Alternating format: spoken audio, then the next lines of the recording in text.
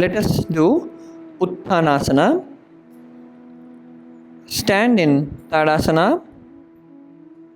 From here, come to Padahastasana.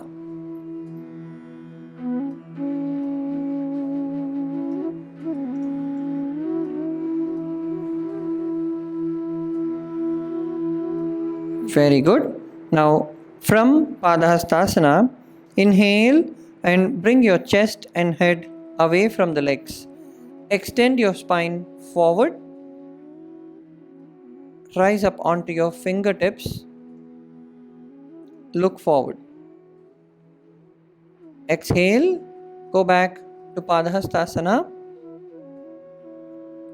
Inhale all the way up.